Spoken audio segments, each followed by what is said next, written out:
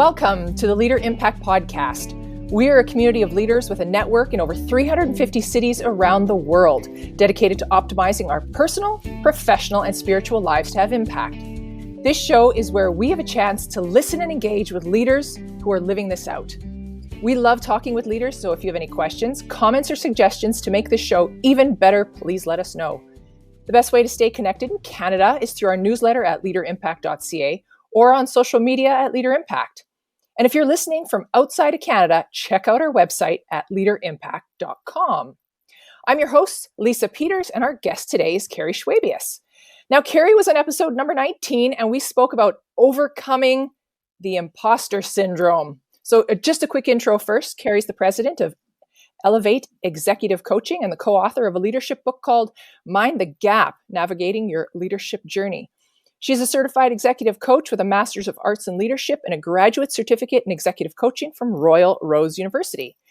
She's incredibly grateful for all the blessings she has been given in her life and always brings a down-to-earth approach to every engagement. Her purpose is to make a difference in the world, and she does this by partnering with others who want to improve their workplaces. So I have invited Keri back to have a conversation on psychological safety. This is a term, Keri, that has been floating around. And I really just, I think we should talk about it. And I thought, hey, let's call Keri. And so thanks for joining us. I really appreciate you. It is my pleasure, Lisa. All right. So for anyone who's like, you know what, I've heard this too. I've heard this psychological safety. What is it? What is psychological safety? Yeah. So Amy Edmondson, who's a professor at Harvard, is the person who kind of brought this term to the forefront. And she describes psychological safety as the shared belief within a team that it is safe for interpersonal risk-taking. So what does that mean? It means I won't be ridiculed if I speak up and share my ideas and my perspectives. I won't be punished if I admit that I made a mistake, or I can bring my whole self to work, and I don't have to worry about, putting on a mask and being somebody different when I'm at work. Yeah. So my mind goes to that, what is it not? Because people can get an idea, like an idea can come to the forefront and it can be a bad idea, but it's never a bad idea. I mean, it makes a good idea. So rejection, but it's not rejection of you. It's rejection of an idea, I think. So maybe explain, what is it not? Yeah, that's a great question, Lisa. And it's not a lot of things. It's not about being nice. And I'm not saying go ahead and be a jerk at work, but it's not just about being nice, because what might happen is we get into this area where we're so nice that we're afraid to give anybody constructive feedback. Or we're afraid to speak up against somebody's idea because we don't want to hurt their feelings. So it's not about being nice. It's not the same as trust. So while it involves trust is usually between two people. I trust you, you trust me. But psychological safety is a bit broader. So it's the whole group feeling that safety. And it's not about lowering standards and having a free for all. Just show up how you are and, do whatever you do. You really do have to hold people accountable, but you can allow people to speak up more freely. Yeah, that's great to know, because I think of it's not the emotion. Like, we need to remove the emotion from work sometimes, I think. Does that sound right? Like, you don't have to like me. You have to trust me that I have your back. Yeah, I would say that that's kind of fair. So I think, we're human beings. We're emotional, right? And it's hard to take the emotion out of work. In fact, it's probably not a good thing to take the emotion out of work. But what I would say is that it's not about the person. Yeah. It's about the idea or the concept, right? And so to not take it personally, because it's not about you. It's about the company doing whatever's better for them. So if someone not sure, what does it feel like, or what does it look like when it's not there? Yeah. It looks like fear. Yeah. And I'll give you a couple of examples from my own work experience. So one of them is the annual employee survey. And my company, like many, did an annual survey. And when the results came back one year, my team scored lower than the other teams. Still a really great score in terms of employee engagement, but just lower than, some of our colleagues' teams. And when that score came in, my executive vice president, pulled me into her office and started asking me, who is responsible for these low scores? Who do you think would answer like this? Not why, what are you guys challenged with? What's getting in your way? But who's the one to blame, basically? Yeah. And it was a horrible experience. I walked out of the office in tears. And the next year, when I answered the survey, I used a strategy that I've read called 5 to stay alive, which means on a scale of 1 to 5, I answered 5 every time, because I did not want to end up in that office again. Oh. And when I spoke to other teams, I heard about similar experiences that they had, which made them not want to respond honestly in future surveys too. So there's that fear of what's going to happen if I speak up, or if I point out what might be going wrong, or what might be better.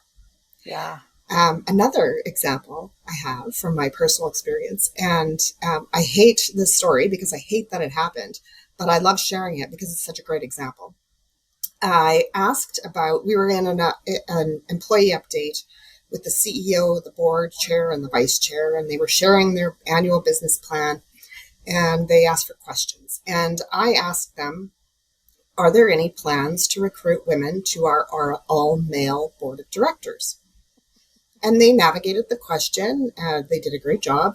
And then the following day, I was in my boss's office, and I was verbally reprimanded for asking the question.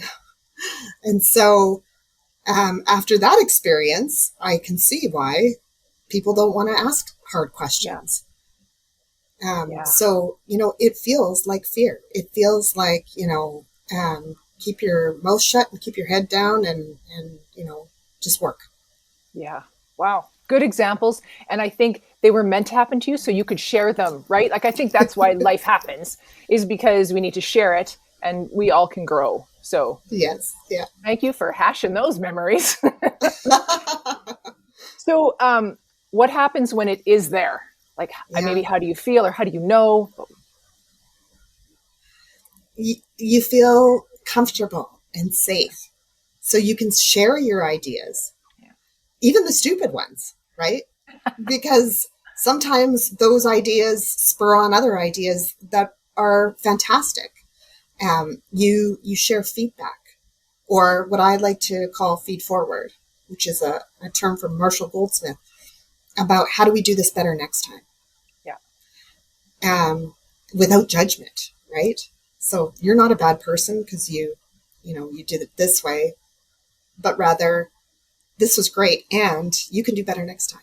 Yeah. It gives people the safety to try new things, to be innovative. And one really important thing is to admit mistakes or point out problems without worrying about, what's going to happen to me? What are the consequences? Yeah. And there's some really good examples of that too in some of the literature. Yeah. So I'm thinking there's maybe, there's lots of people listening, and there's the person that's listening is working for someone. And then there's the person, so they're, they have a leader, and then there's the people who are leading. So I'm not sure how you can ask this question, but how do you create psychological safety? And maybe from both ends, because for me, it's like, well, the leader has to create it. But I think we all have to be part of it, or the trust that you trust that I will do the job, and I can trust that you'll do the, you know what I mean? I don't know. So how do you create it? Yeah. Where do you start? And And I agree with you, Lisa. It does have to start at the top. Yeah. And the employees have to participate in. Sometimes from that employee side of things, it's about courage, having the courage to speak up. It can be seen as a bit of a risk, but if you have the right leadership response, then it's going to work out and you're going to create that psychological safety. So yeah, it does take everybody to participate, but it is so important for the leaders to set the stage for that. Mm-hmm. So in Amy Edmondson's book, she writes about, it's called The Fearless Organization. And she writes about this 3-step process for creating psychological safety. So she talks about setting the stage, inviting participation, and then responding productively. Okay. So when she talks about setting the stage, it's about setting the expectation and being very clear about, because people won't do something if they don't know that they're expected to do it. So we have to be very clear about what happens when mistakes happen. How do we deal with them? Well, we learn from them. We do better. We want to create psychological safety. So, these kinds of behaviors like reprimanding somebody for speaking up, or even, making fun of somebody who says something silly.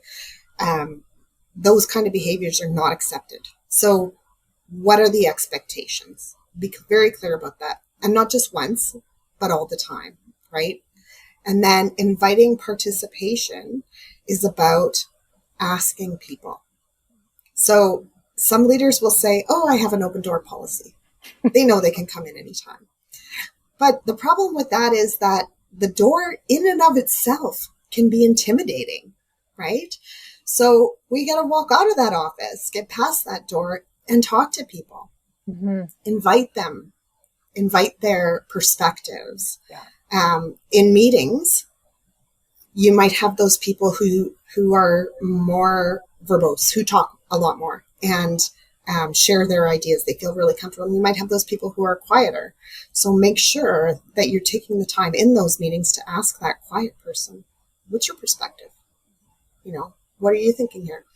Another good question to ask is, what am I missing? Or does anybody see this a different way? So you're inviting that feedback, that input, and then responding productively is about reinforcing those behaviors that you're looking for, right? So when somebody does speak up, thanking them, like, thank you for your input. Thank you for your valuable perspective. When somebody makes a mistake, what do you do? How do you handle that? Right? Do you berate them, or do you take that and say, okay, that didn't go so well. What did we learn from that? Where do we go from here? So yeah. Those 3 steps: setting the stage, inviting participation, and responding productively. I listen to that and I think, what happens when you have a team member on your team that is negative ninny, and they're always just, I can think of a situation right now where someone is just coming at me, and our group leader has said, I need to nip this in the butt, right? We need to stop this. And I sometimes wonder, do you need to do that in front of everybody? So it's like, look, we don't allow this type of behavior, or do you do it personally? Like, because sometimes people think, they didn't talk to anybody, like they're letting this happen, but it's like, no, we're not. I don't know, but like just nipping that in the butt, those negative people. Yes. Yeah. I mean, it's important to nip that in the bud, but I would say it really depends on the situation and the people in the room. Yeah. Where there is no psychological safety, then, doing that in the room is a humiliating experience. Good point. Where there is psychological safety, you might ask them, what's good about this? Or how can we look at this from a different angle? How do we reframe this in a positive way? Yeah. Yeah. It's always tricky, those interpersonal behaviors Yeah. and holding people accountable. And sometimes a one-on-one conversation is much more productive than calling them out in front of their peers. Good point. Great point. So what kind of benefits can we experience when we create psychological safety, and as a team or as a person? But what can we see? Well, at the end of the day, we're going to see financial benefits. And I'll just explain a little bit more about that. So we're going to avoid more mistakes.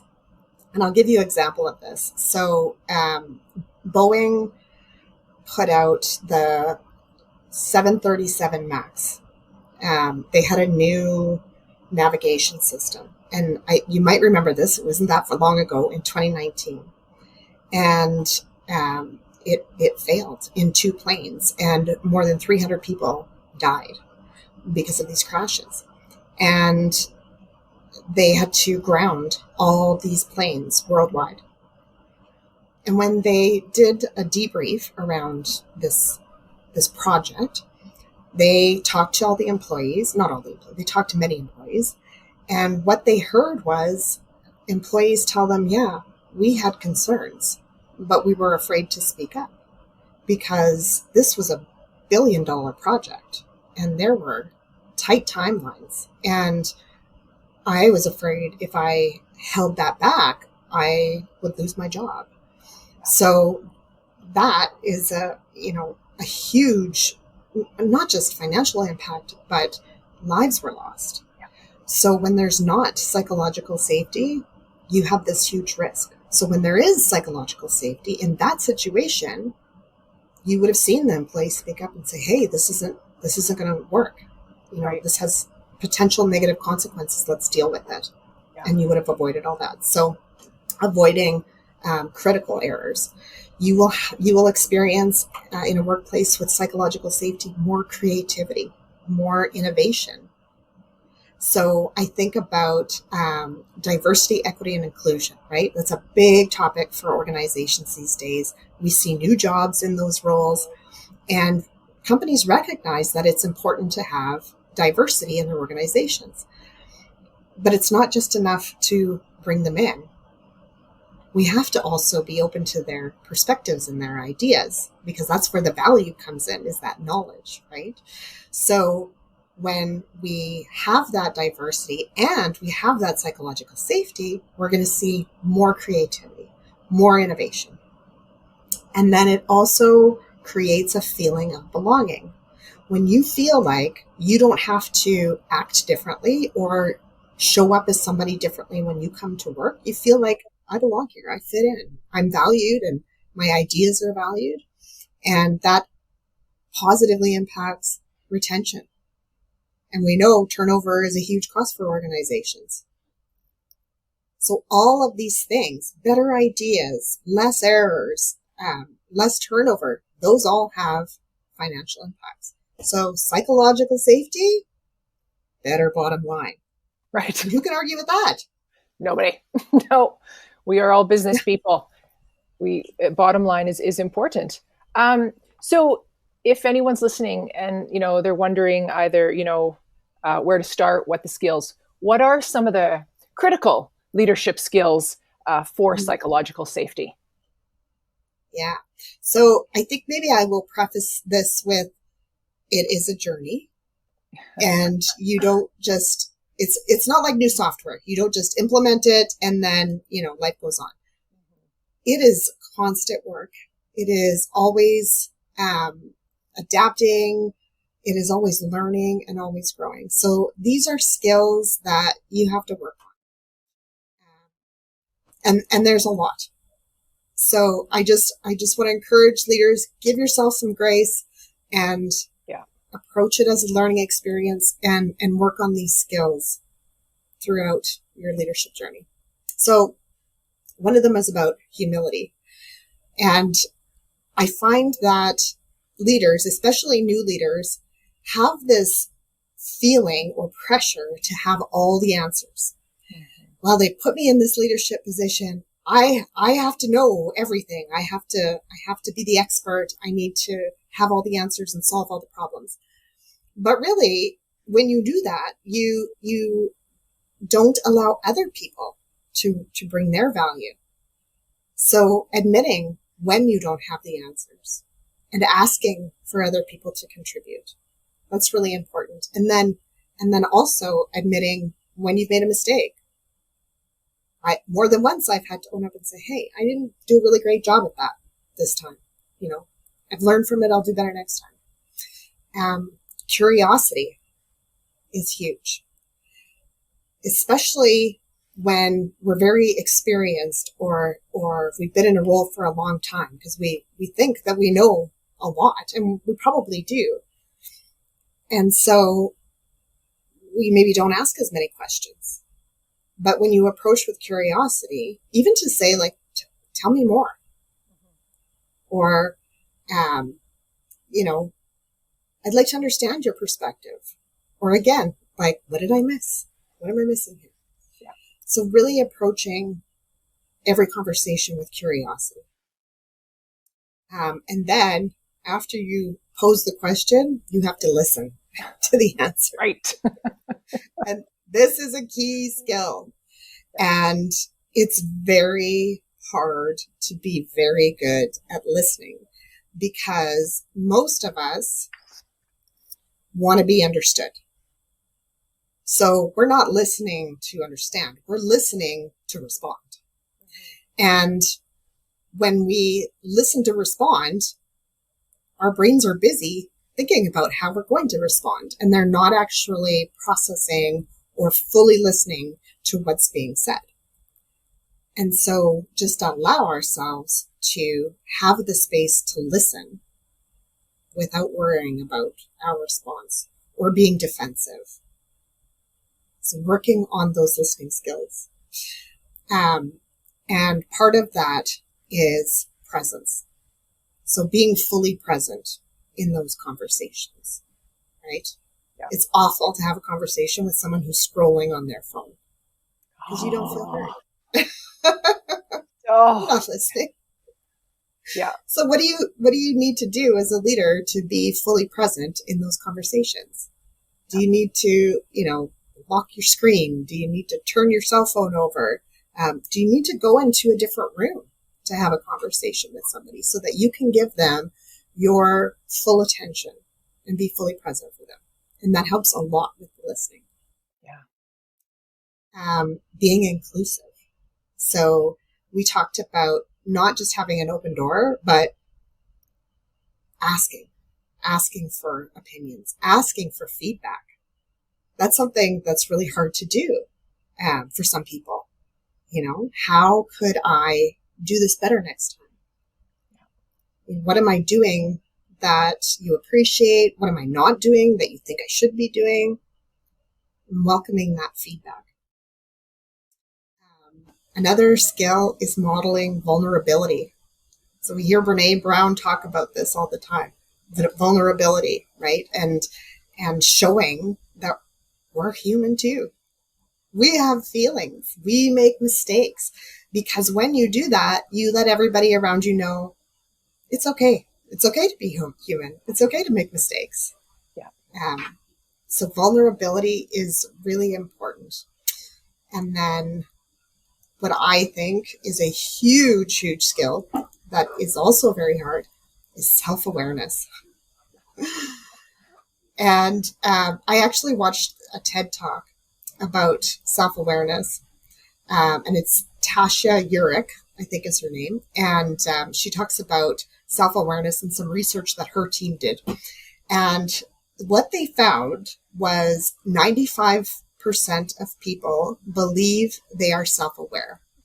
But in reality, only 10 to 15% truly are.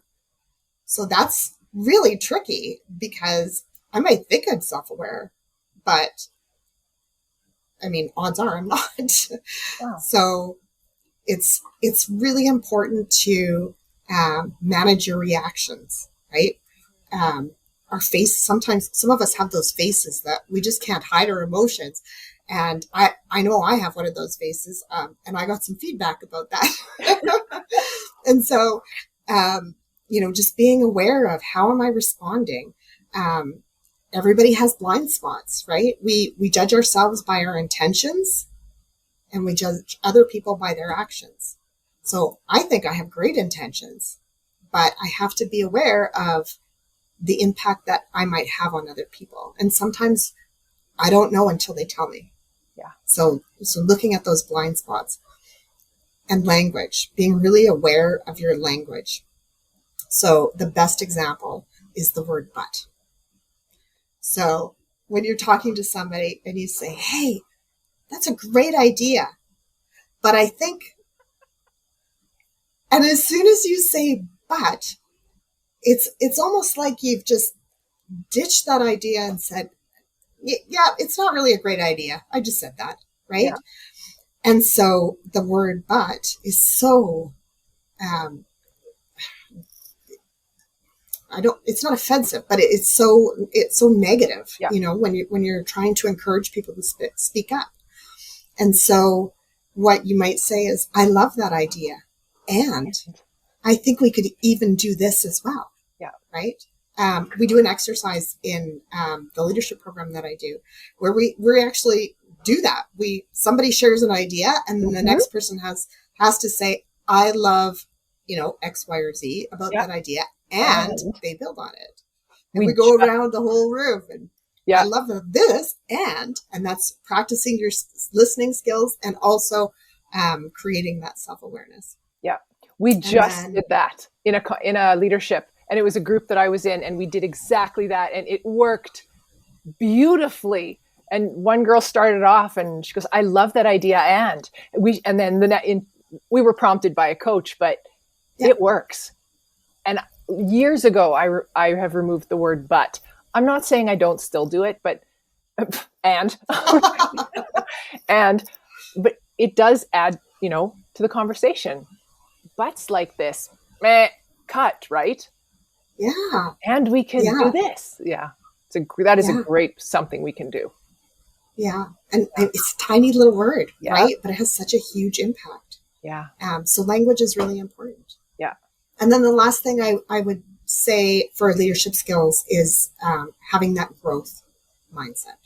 So reframing failures as learning opportunities, admitting mistakes, sharing lessons learned, doing debriefs after projects so you can do better next time. Yeah. And understanding that, we're all capable of great things if we're given the right environment and the right tools to do so. Yeah. And I really think when you set up a workplace of psychological safety, and you can't, I don't know how to say this, like you can't go in and just tell everything and give feedback. I think the first thing you might want to do is ask for some feedback yourself.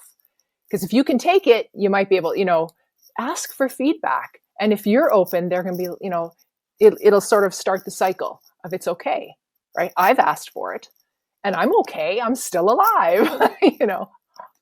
I think I read that in Kim Scott's book, just ask for feedback first before you start telling everybody, what needs to be done here. Yeah. Yeah. That's really good. And I think too, the focus is not on the person, but on the behaviors or the work, right? Because then it's not so personal. Right. So, I said, what am I doing that you like? What should I stop doing? And stop, start, continue is how I frame it. So, what am I not doing that I should be doing? Yeah. And that focuses on the behaviors and not the person, which makes it easier for the person offering the feedback to speak up, because it's not about me or whether I'm good or bad as a human. It's about what I'm doing. Yeah. And that's a great point, is that you can't just, hey, can I have some feedback? Pose a question, and you just did that. And I think that's really important, because some people go, I don't know what to give you feedback on. Well, how's my face in the meeting? How's my body language? Whatever that question is that you're looking for feedback. That's really great. So I know you've been a coach for many years, and you have your resume is beautiful. You've been there, you've done that. You're on Leader Impact because you are a faith. You have faith. You have a faith in God. So I want to ask you a little bit about integrating your faith into your coaching, because I have had coaches, and I believe I've said this before. They're like, well, if you believe in that stuff, well, Kate, we're done. And there are people you may coach that don't have faith, but there are people that do. And I know that for me, it was very important to find a coach that has faith. So how do you integrate faith in your coaching, either with someone that has faith or don't have faith, or how do you do it? Yeah, that's a great question. And I have been thinking about this because I think when you're in a coaching relationship, the coachee is doing all the work. Because as a coach, I believe the coachee has greatness inside them. And I'm just a thinking partner. And so I'm not telling them what to do or how to be. I'm just asking them questions to have them reflect. But what's so important about a coaching relationship is that I am fully there for them. And who I am being for them is a reflection of what I believe. So I believe in God. I believe that He has created all of us. And I believe that we have a purpose. And so that affects how I show up for my clients. Mm-hmm. Sometimes we have conversations where I'll say something and I'll tell them, well, I'm Catholic, so I believe in this. And this is how that impacts me. But mostly it's about who I am and who I am in that moment when we're having our conversations. Right. And I really think, yeah, for sure. And I really believe that, the greatest of these is love, right? And so when I approach a coaching conversation and when I talk to my clients, I bring the love. I really, truly want for them the best. Mm-hmm. I want them to be confident. I want them to succeed. I want them to feel joy and happiness. And so I bring the love. Bring the love, Keri. Well, we have gone through, as I said before, we talked about imposter syndrome, and that was phenomenal. And I think as you talked about self-awareness, I think you could come back and talk about that, because if 90% of us believe we're self-aware, but actually telling 10% of us are, I think there's a whole discussion. And I didn't even want to get into it because I'm like, we don't have time. But I really think that is we need to talk about that, because if you think you are something and you actually have no clue, we need to bring some awareness to that. So fair. So yeah, fair. All right. Now, Keri, if anybody wants to reach out to you, find you in any way, where can they find you? Yeah. So my website is ellevatecoaching.com, and I have 2 L's for the feminine, Ellevate Coaching. So E-L-L-E. And E-L-L-E. Yeah, that's right. So okay. They can reach out. You can even book a consultation with me. I'd love to give people an opportunity to experience coaching. It doesn't cost you anything for that call. So yeah, reach awesome. out. And I think that's the great thing that we've learned in the last few years is how easy it is to meet just like this, right? Time zone, whatever, we can make it work. So I appreciate you taking the time out of your day, Keri. I love everything you say, and you really do just bring yourself to our meetings. And I look forward to maybe in a few months, come back and let's do self-awareness. That sounds great, Lisa. And thank you so much for the opportunity. Awesome. All right. Thank you again. Well, to everyone listening, if you're part of Leader Impact, you can always discuss or share this podcast with your group. And if you're not yet part of a Leader Impact group and would like to find out more and grow your leadership, find our podcast page on our website at leaderimpact.ca and check out our free leadership assessment. You will also find on our webpage Chapter 1 of Braden Douglas's new book, Becoming a Leader of Impact. It is an amazing leadership book. You can also check out groups available in Canada at leaderimpact.ca, or if you are listening from anywhere else in the world, check out leaderimpact.com or get in touch with us by email info@leaderimpact.ca and we will connect you. And if you like this podcast, please leave us a comment, give us a rating or a review. This will help other global leaders find our podcast.